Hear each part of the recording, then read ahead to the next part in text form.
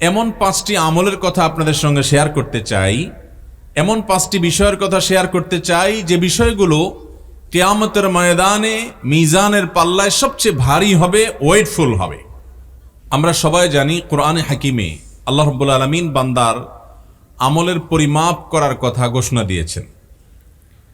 আমরা যত কাজ করি ভালো কিংবা মন্দ, এই আমলগুলোকে আল্লাহ রাব্বুল আলামিন পরিমাপ করবেন।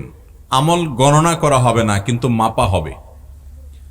মানুষের কর্ম বা আমল বা কাজ ভালো হোক কিংবা মন্দ হোক, একসময় পৃথিবীর মানুষ এটা কিভাবে মাপা হবে, পরিমাপ করা হবে সেটা বুঝতে কষ্ট হতো। কারণ পরিমাপের যে যন্ত্রগুলো ছিল সেগুলোতে মানুষের আমলকে পরিমাপ করার কোনো প্রক্রিয়া, পদ্ধতি বা উপায় ছিল না। কোরআন বলেছে পরিমাপ করা হবে। সাহাবীরা ঈমান এনেছেন, তাবেঈরা ঈমান এনেছেন। কিভাবে আবার পরিমাপ করা হবে? কারণ পাল্লায় তো আমলের মতো এই ধরনের বিষয় যেগুলো ধরা যায় না, ছোঁয়া যায় না, এগুলো তো উঠানো, পরিমাপ করা, এগুলোর অস্তিত্ব দিয়ে সেগুলোকে ওজন করা, এটা তো তখনকার মানুষের কাছে সম্ভব কোনো বিষয় ছিল না।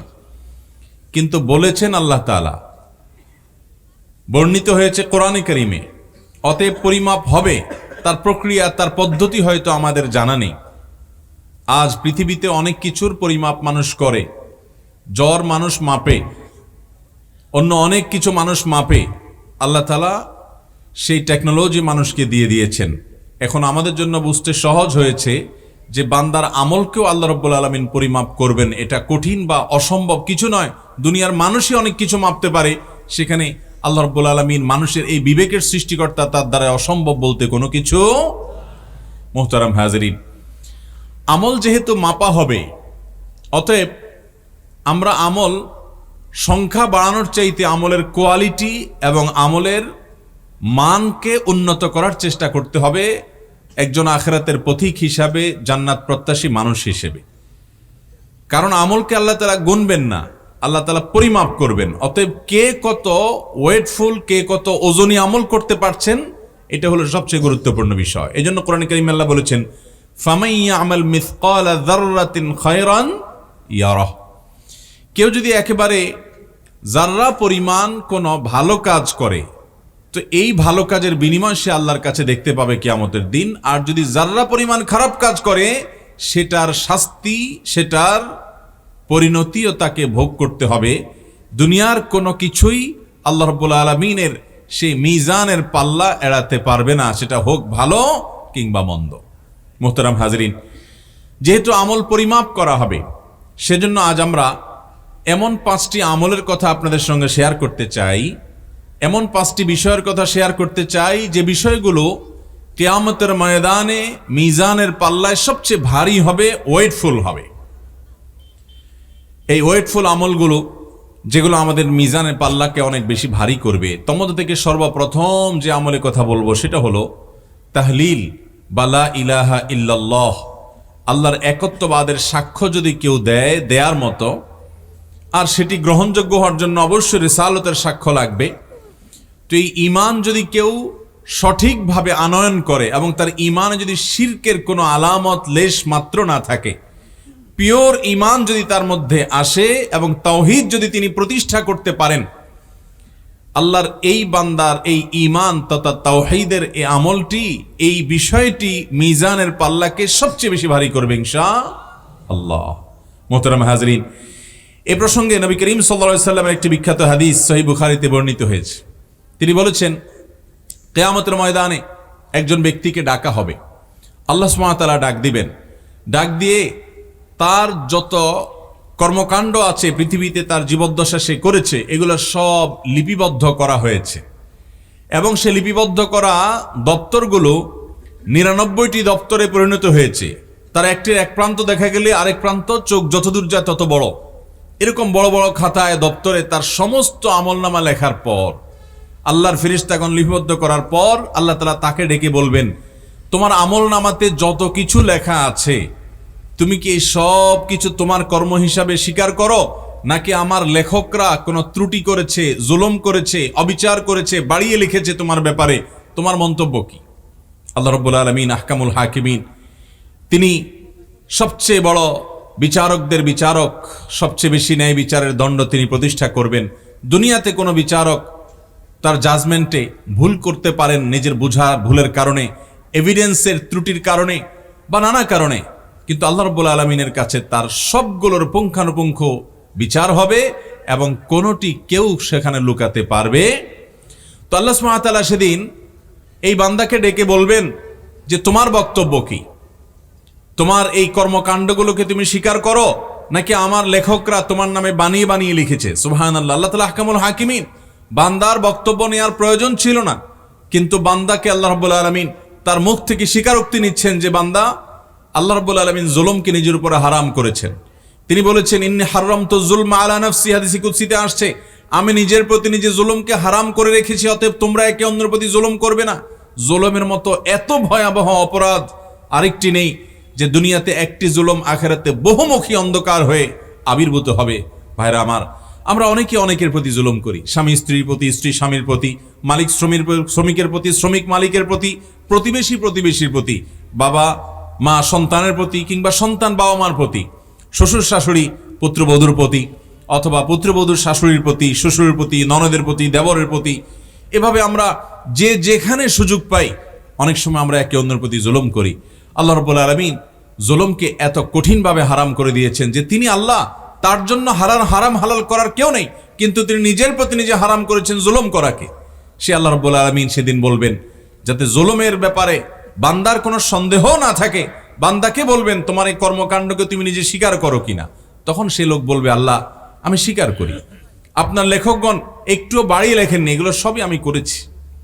তখন আল্লাহ তাআলা বলবেন তোমার কি এ ব্যাপারে নিজের কোনো ওজর আছে কিনা, যে হ্যাঁ তোমার কোনো ত্রুটি ছিল না, আসলে এটা এমনি এমনি হয়েছে, বা তুমি নিজের পক্ষে কোনো দায় মুক্তির ব্যাপারে বক্তব্য দিতে পারো কিনা।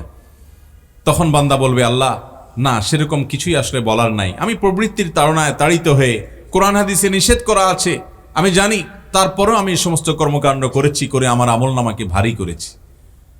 তখন এই বান্দা, তখন সে ভাববে যে আমার তো আজ রক্ষা নাই, জাহান্নাম ছাড়া কোনো পথ আমার সামনে খোলা নাই। আল্লাহ রাব্বুল আলামিন তখন বলবেন তবে একটা আমল তোমার আমার কাছে আছে।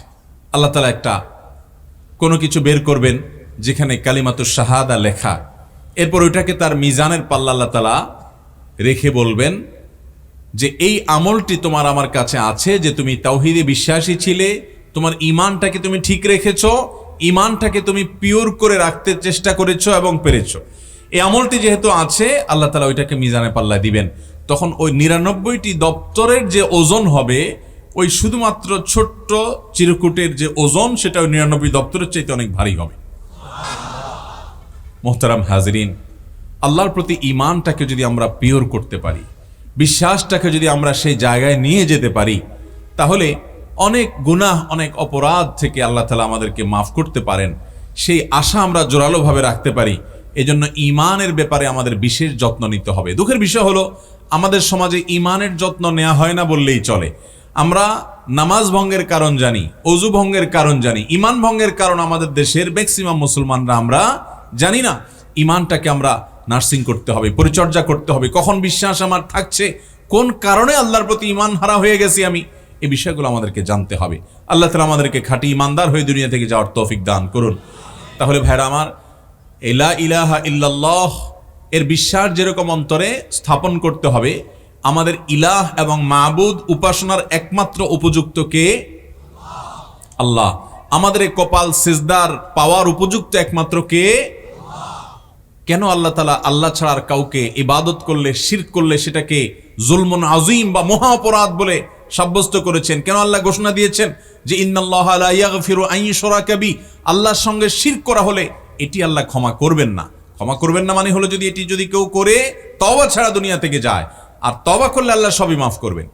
এই যে শিরকের অপরাধ, এটি ক্ষমার অযোগ্য। যদি অপরাধ নিয়ে দুনিয়া থেকে কেউ যায়, এটি আল্লাহ কেন বললেন? এর অন্যতম কারণ হলো শিরক, এটা হলো মানবতার জন্য অনেক বড় অপমানের ব্যাপার। কারণ মানুষকে আল্লাহ তাআলা সবচেয়ে সম্মানীয় সৃষ্টি করেছেন, সেই মানুষের কপাল, তার মাথা মহান সৃষ্টিকর্তা ছাড়া যদি কারোর সামনে নোয়ানো হয়, তাহলে ওইটা মানুষের অপমান হয়, মানবতার অপমান হয়। এই জন্য এটা এত ভয়াবহ অপরাধ। এছাড়া আরো নানাবিধ কারণ আছে। অতএব ভাইরা আমার, আমরা আমাদের ঈমানকে শিরক মুক্ত রাখার চেষ্টা করব তো ইনশাআল্লাহ। নবী করিম সাল্লাল্লাহু আলাইহি সাল্লাম তার অত্যন্ত স্নেহের সাহাবী আব্দুল্লাহ ইবনে আব্বাস রাদিয়াল্লাহু তাআলা কে বলেছেন, ইযা সাআলতা ফাসআলিল্লাহ। তিনি ডেকে আদর করে তার বাহনের পেছনে বসা ছিলেন আব্দুল্লাহ ইবনে আব্বাস রাদিয়াল্লাহু তাআলা, অনেক ছোট মানুষ ছিলেন, আদর করে বলেছেন, হে বৎস,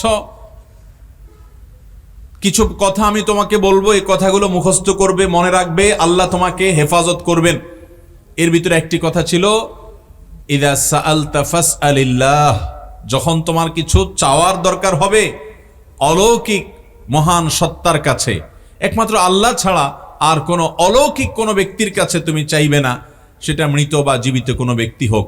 হ্যাঁ, লৌকিক চাওয়া যেটা আপনি আমার কাছে চাইলেন একটা কলম, আমি আপনার কাছে চাইলাম একটা জিনিস, এটা ঠিক আছে, কিন্তু অলৌকিক চাওয়া যেটা, সেটা একমাত্র আল্লাহ ছাড়া আর কারোর কাছে চাওয়া যাবে। এমনকি সেটা কোনো কবরেও না, সেটা কোনো মাজারেও না, সেটা কোনো জীবিত মৃত অদৃশ্য ব্যক্তিও আমাকে সাহায্য করার কোনো ক্ষমতা সংরক্ষণ করেন না। ঈমানটাকে মজবুত করতে হবে। সেই সাথে আমার এই সিজদা, আমার এই দোয়া, আমার এই ইবাদত, আমার এই শপথ, আমার এই মানত, এই সবগুলো নিবেদন হবে শুধুমাত্র আল্লাহ তাআলার জন্য। এখানে আল্লাহর সাথে আর কাউকে শরীক সাব্যস্ত করা যাবে না। ভাইরা আমার, এই জন্য এই ঈমানকে পাকা করার পাশাপাশি লা ইলাহা ইল্লাল্লাহ এই জিকির আমাদের বেশি বেশি করতে হবে। মুখে বেশি বেশি করে লা ইলাহা ইল্লাল্লাহ এই জিকিরকে উচ্চারণ করতে হবে।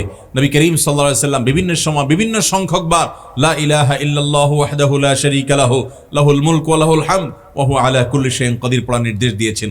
লা ইলাহা ইল্লাল্লাহ এই বাক্যের ওজন এত বেশি যে মিজানের পাল্লায় শত শত বদামল সম্বলিত দপ্তরকে নিচে নামিয়ে দিয়ে উপরে তুলে দিয়ে এটার ওজনকে ভারী করে ওই লোককে জান্নাতি করতে পারে। অতএব আমরা বেশি বেশি লা ইলাহা ইল্লাল্লাহ জিকির করব ইনশাআল্লাহ।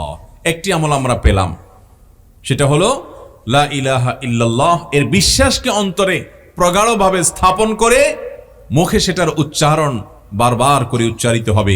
এই আমলটি মিজানের পাল্লায় অনেক ভারী আমল হিসেবে হাদিস থেকে আমরা জানলাম।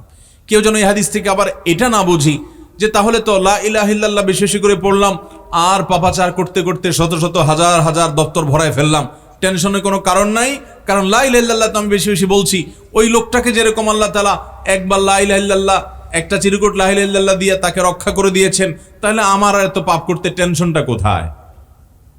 এই হিসাব করবেন কিনা? আবার কেন করবেন না? কারণ ওই ব্যক্তিকে আল্লাহ রাব্বুল আলামিন যে রহম করেছেন, আপনাকেও আল্লাহ তাআলা ঠিক একই রহম নিবেদন করবেন, এটা আপনি কিভাবে নিশ্চিত হলেন? এক। দ্বিতীয়ত হলো, ওই আল্লাহর বান্দার ওই দপ্তরে যা ছিল তার বিপরীতে তার ঈমানটা সেরকম ওজনওয়ালা এবং পিওর ছিল। আপনার ঈমানটা সেরকম ওজনওয়ালা বা পিওর করার সুযোগ আপনি পাবেন, সেটা কোত্থেকে জানলেন? আল্লাহ রাব্বুল আলামিন একটি অপরাধের কারণে যদি কাউকে শাস্তি দিতে চান, সেটা দেওয়ার রাইট বা অধিকার তার আছে কি নাই? অতএব আল্লাহ রাব্বুল আলামিনের বান্দা হিসাবে অপরাধ করার, ঠান্ডা মাথায় পাপ করার, বেপরোয়া হওয়ার মতো দুঃসাহসিকতা আল্লাহর জমিনে আরেকটি নেই। ভাইরা আমার, কোনো কারণে পাপ হয়ে গেছে, আপনার ভিতরে সেই বিবেচনা বোধ ছিল না, সেই উপলব্ধি ছিল না, আপনি আল্লাহর কাছে মাপ চেয়েছেন, এটা একটা ব্যাপার। কিন্তু ঠান্ডা মাথায় জেনে শুনে আপনি অপরাধ করে যাচ্ছেন। আল্লাহ তাআলা রহিম, আল্লাহ রহমান, আল্লাহ ওয়াদুদ, আল্লাহ গফুর, আল্লাহ সাত্তার, আল্লাহ বান্দার দোষ ত্রুটি ঢেকে রাখেন, আল্লাহ ক্ষমাশীল, আল্লাহ দয়ালু, আল্লাহ পরম মেহেরবান। আপনি এই নাম, গুণবাচক নামগুলোর কথা জানেন। আপনি কি জানেন না আল্লাহ রাব্বুল আলামিনের এমন কিছু গুণবাচক নামও আছে যেগুলো আমাদেরকে সতর্ক হতে শেখায়? আল্লাহ রাব্বুল আলামিন তার পাকড়াও অত্যন্ত কঠোর হয়। তিনি যখন পাকড়াও করেন তখন সেখান থেকে রেহাই পাওয়ার কোনো সুযোগ থাকে না। আল্লাহ রাব্বুল আলামিন তার গুণবাচক নামের ভিতরে এমন এমন সতর্কবার্তা আছে যেগুলো আমাদেরকে পাপ করা তো দূরের কথা, পাপের বা অপরাধের কথা চিন্তাও করতে আমাদেরকে কখনো অনুমোদন করে না। অতএব আমরা সে দুঃসাহস যেন না দেখাই, আমরা আমাদের জায়গা থেকে গুনাহ থেকে বাঁচার চেষ্টা করব আর ঈমানকে পাকা করব। আল্লাহ রাব্বুল আলামিন ইনশাআল্লাহ হেফাজত করবেন। নাম্বার 2, দ্বিতীয় যে আমলের কথা বলতে চাই, যেটি মিজানের পাল্লায় সবচেয়ে ওয়েটফুল আমল হবে, সবচেয়ে ভারী আমল হবে, মিজানের পাল্লাকে অনেক বেশি ওজনই করবে, আপনার নেক আমলের পাল্লাকে ভারী করে আপনাকে জান্নাতে যাওয়ার পথ সুগম করবে। সে আমল হলো আল্লাহর জিকির, বিশেষ করে সুবহানাল্লাহ, আলহামদুলিল্লাহ এবং একটু আগে লা ইলাহা ইল্লাল্লাহ জানলাম, সেই সাথে আল্লাহু আকবার, এই চারটি বাক্য সুবহানাল্লাহ, আলহামদুলিল্লাহ, লা ইলাহা ইল্লাল্লাহ, আল্লাহু আকবার। যত জিকির এবং দোয়া আছে আপনারা দেখবেন যে ঘুরে ফিরে এই চারটি বাক্যের ব্যবহার সবচেয়ে বেশি করতে বলা হয়েছে। এই জন্য নবী করিম সাল্লাল্লাহু আলাইহি ওয়াসাল্লাম সহিহ মুসলিম বর্ণিত হাদিসে বলেছেন, আলহামদুলিল্লাহি তামলাউল মিজান। যদি কেউ আলহামদুলিল্লাহ বলে তো এটা মিজানের পাল্লাকে পরিপূর্ণ করে দিবে। আর যদি কেউ সুবহানাল্লাহি ওয়াল হামদুলিল্লাহ বলে তাহলে সেক্ষেত্রে আল্লাহ রাব্বুল আলামিন তাতে এই পরিমাণ সওয়াব দিবেন যে নবমণ্ডল এবং ভূমণ্ডল এর মধ্যকার জায়গাকে পরিপূর্ণ করে দিবেন। যদি একবার সে সুবহানাল্লাহি ওয়াল হামদুলিল্লাহি এইভাবে বলতে পারে, সেই কামনা বাক্যে এটার অর্থ বুঝে মোহাব্বতের সাথে আল্লাহ তাআলা যে মান এবং কোয়ালিটি চান সেই কোয়ালিটি নিশ্চিত করে, অতএব বেশি বেশি করে মোহাব্বতের সাথে ধীরস্থিরতার সাথে আমরা এই তাসবিহ তাহমিদ করব।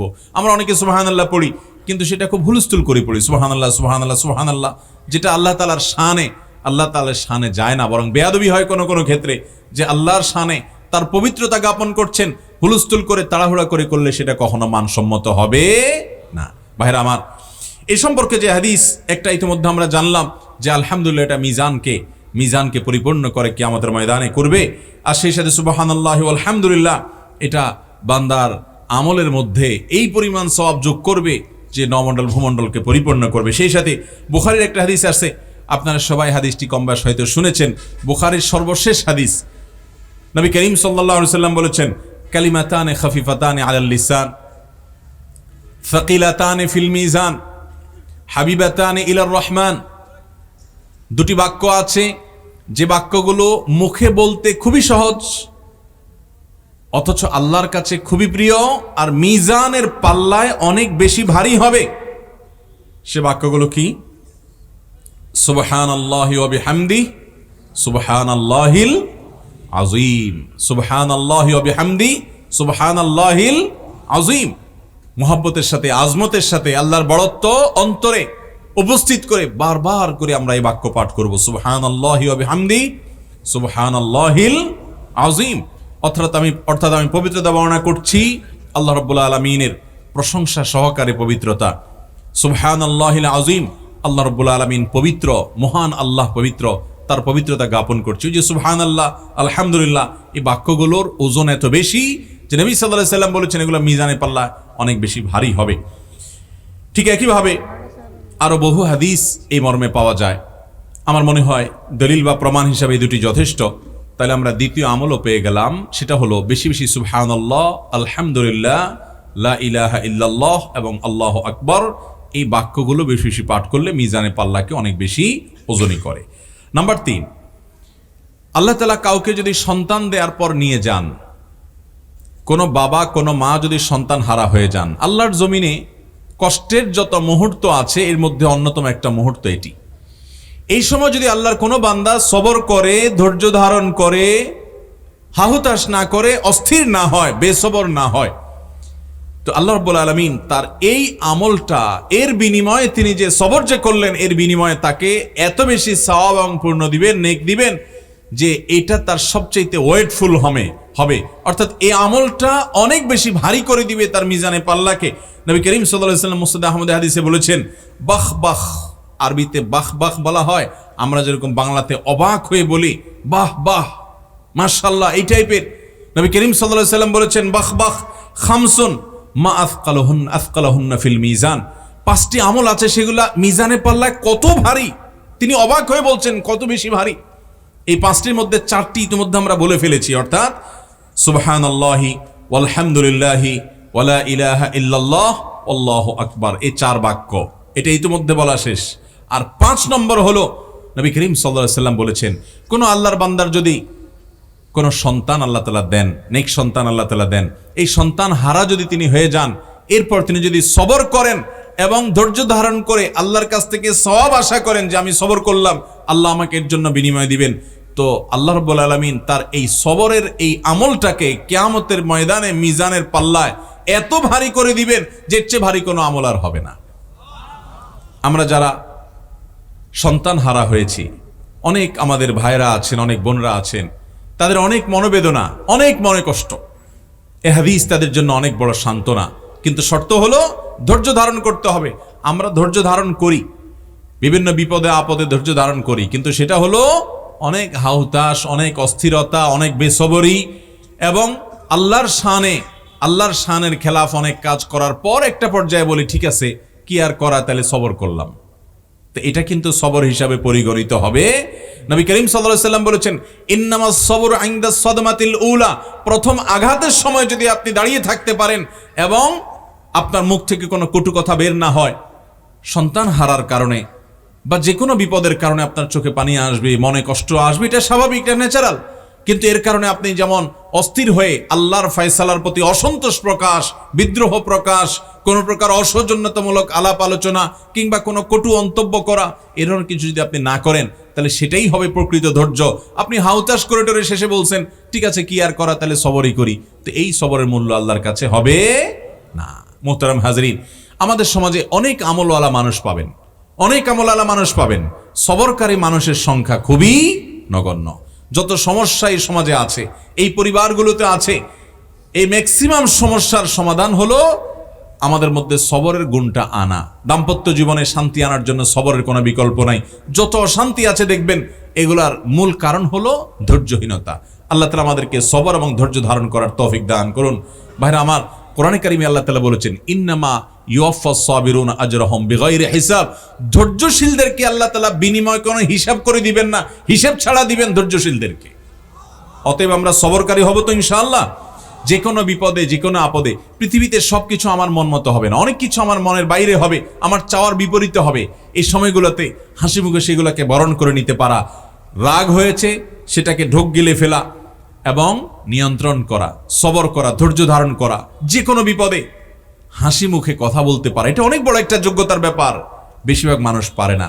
আল্লাহ তাআলা আমাকে আপনাকে সবরকারীদের কাতারে শামিল হওয়ার তৌফিক দান করুন। ভাইরা আমার, তাহলে সন্তান হারার বেদনায় আমাদের কোনো ভাই, কোনো বোন, কোনো মা, কোনো বাবা যদি কষ্ট পান, আঘাতপ্রাপ্ত হন, আর যদি আল্লাহকে খুশি করবার জন্য সবর করেন, বিনিময় পাওয়ার জন্য যদি হাসি মুখে মেনে নেন, আল্লাহ রাব্বুল আলামিন তার এই আমলটাকে মিজানে পাল্লায় সবচেয়ে ওয়েটফুল আমল করে দিবেন ইনশাআল্লাহ।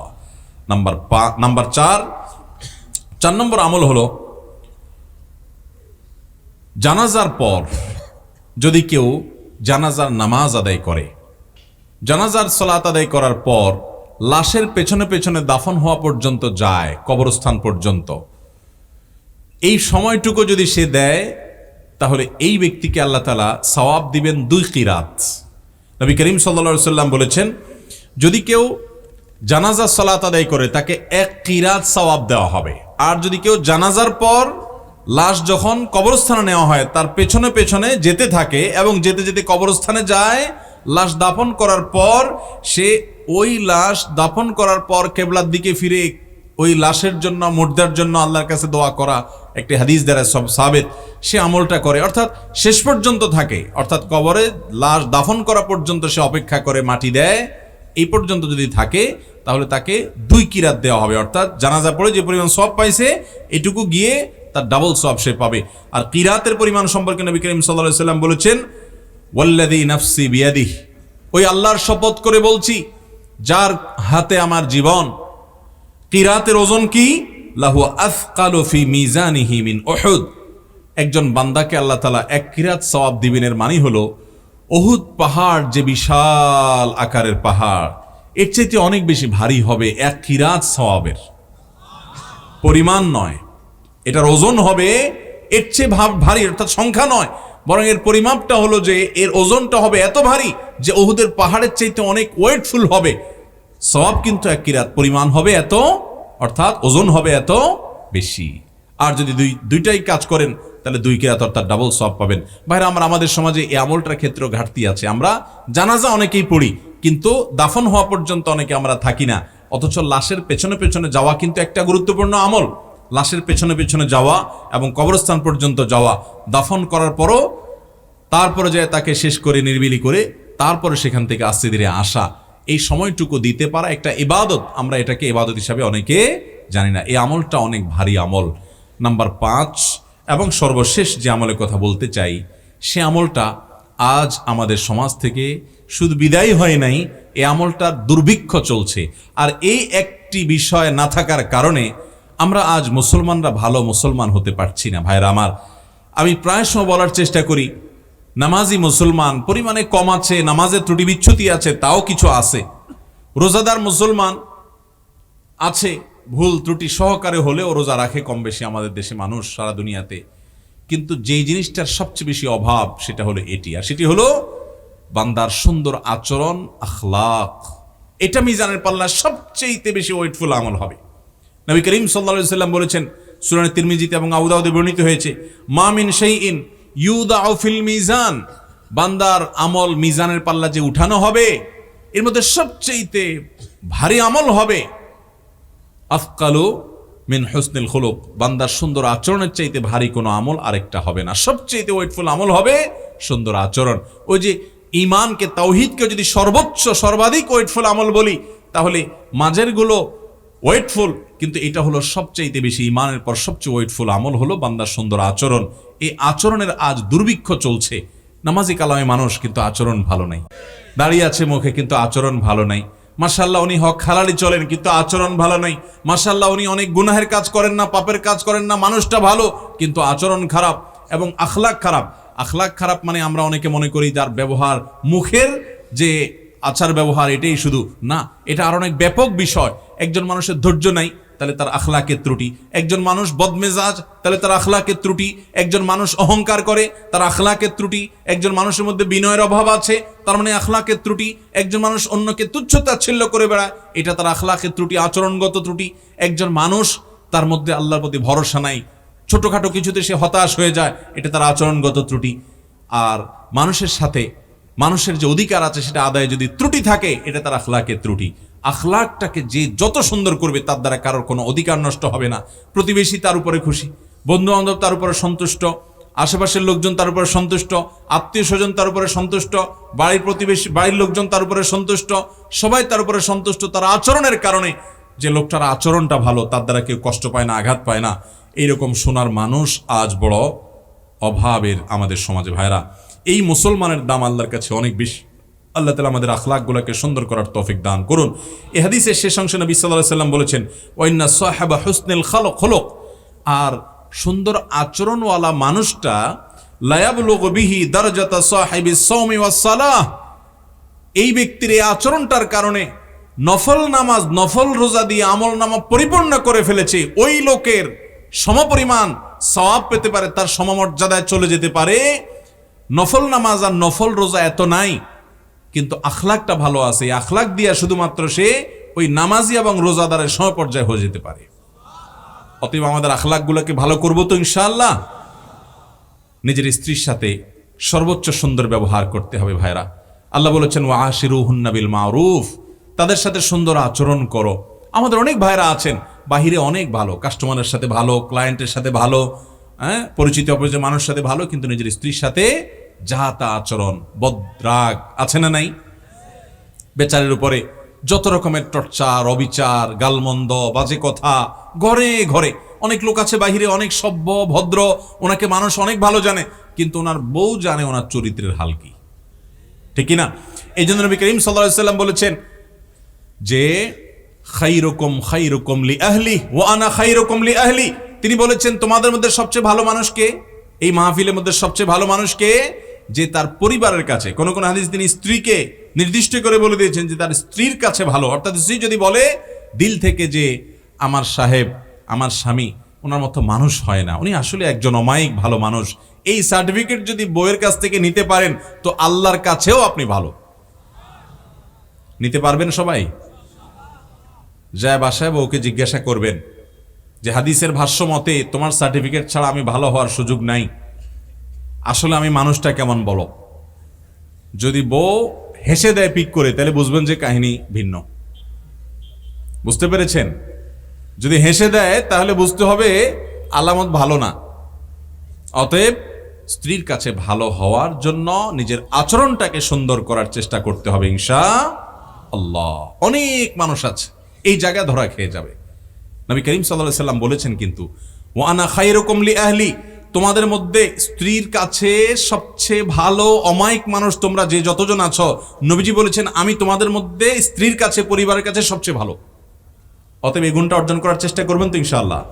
আজ থেকে বউয়ের সাথে কোনো খারাপ আচরণ করা যাবে, রাগারাগি করে বাজে কথা বলা যাবে।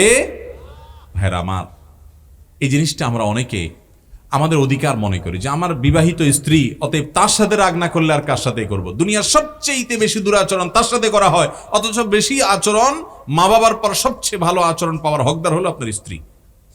ঠিক না বে ঠিক? অতএব আমরা আমাদের স্ত্রী তাদের সাথে সদাচরণ করব। আমাদের বোনরা যারা শুনছেন, আপনাদেরও বলছি, আপনারা আপনাদের স্বামীর সাথে সদাচরণ করবেন। এই হাদিস শুনে শুধুমাত্র পুরুষদেরকে ধরবেন না যে হুজুর বলছে আমার সাথে সদাচরণ করতে, আর আপনি নিজে উল্টাপাল্টা করবেন, তা হবে না। স্বামী হয়ে যদি উনি সদাচরণ করতে হয়, তাহলে আপনার কর্তব্য আরো কত বেশি। আল্লাহ তাআলা আমাদের সবাইকে এই উন্নত আখলাক এবং চরিত্র এটা অর্জন করার তৌফিক দান করুন। চেষ্টা করব তো ইনশাআল্লাহ। আমি 5টা আমল আবারও বলছি। 1 নম্বর হলো লা ইলাহা ইল্লাল্লাহ, এর বিশ্বাসকে অন্তরে খুব ভালোভাবে বদ্ধমূল করা, শিরক থেকে নিজেকে পরিচ্ছন্ন করা, লা ইলাহা ইল্লাল্লাহ জিকির বেশি বেশি পাঠ করা। এটা মিজানের পাল্লায় আমাদের নেকামলকে অনেক বেশি ওজনদার এবং ভারী করবে ইনশাআল্লাহ। দ্বিতীয়ত হলো সুবহানাল্লাহি ওয়াল হামদুলিল্লাহি ওয়া লা ইলাহা ইল্লাল্লাহু আল্লাহু আকবার এবং সুবহানাল্লাহি ওয়া বিহামদিহি সুবহানাল্লাহিল আযীম। এই বাক্যগুলো আমাদের আমল নামাকে অনেক বেশি ভারী করবে, নেকামল নামাকে। তৃতীয়ত হলো যদি আল্লাহ তাআলা কারোর সন্তানকে নিয়ে যান দুনিয়া থেকে, তাহলে তিনি যদি সবর করেন, ধৈর্য ধারণ করেন, এই আমলটার ওজন হবে অনেক বেশি। চতুর্থত হলো জানাজার সালাত আদায় করার পর, সালাত যেরকম আদায় করা একটা ইবাদত, লাশের পেছনে পেছনে কবরস্থান পর্যন্ত যাওয়া আরেকটা ইবাদত। এই দুটি আমলের ওজন হবে উহুদ পাহাড়ের সমপরিমাণের চাইতে, ওজনের চাইতে আরো বেশি। তার মানে এটার ওজন হবে অনেক বেশি এবং অনেক ভারী আমল এটি। আর 5 নম্বর, ইমানের পর সবচেয়ে গুরুত্বপূর্ণ যেটি এই ক্ষেত্রে, অর্থাৎ ওজনদার আমলের ক্ষেত্রে, সেটি হলো ভাইয়েরা আমাদের আচরণগুলো। এই আচরণওয়ালা মানুষ, আখলাকওয়ালা মানুষ আজকাল পাওয়া যায় না। সব আমাদের আচরণগুলো থেকে দুর্গন্ধ ছড়ায়। আমাদের নবী করিম সাল্লাল্লাহু আলাইহি সাল্লাম এত সুন্দর আচরণকারী ছিলেন যে তার আচরণ দ্বারা কেউ কোনোদিন আঘাতপ্রাপ্ত হয় নাই, কেউ কোনোদিন কষ্ট পায় নাই, কারোর অধিকার কখনো নষ্ট করে নাই, কারোর প্রতি আঘাত কখনো, আক্রমণ কখনো করেন নাই, কোনোদিন কোনো গালমন্দ করেন নাই। অথচ আমরা অনেকে আছি সারা দিন গালমন্দের মধ্যেই থাকি। আছে না নাই ভাই? আল্লাহ আমাদের আখলাকগুলোকে সুন্দর করার তৌফিক দান করুন। সবাই চেষ্টা করবো তো ইনশাআল্লাহ আখলাক সুন্দর করার জন্য। যারা সুন্দর আচরণকারী ভদ্র মানুষ, তাদের সাথে বেশি বেশি উঠা বসা করবেন। আরেকটা দোয়া আছে, নবী সাল্লাল্লাহু আলাইহি ওয়াসাল্লাম শিক্ষা দিয়েছেন, আল্লাহুম্মা হদিনি লি আহসানিল আখলাক, আল্লাহ আমার আখলাককে, সুন্দর আখলাকের পথে আমাকে পরিচালিত করেন। ফাইন্নাহু লা ইয়াহদি লি আহসানিহা ইল্লা আন্ত, কারণ আপনি ছাড়া কেউ সুন্দর আখলাকের পথ দেখাতে পারবে না।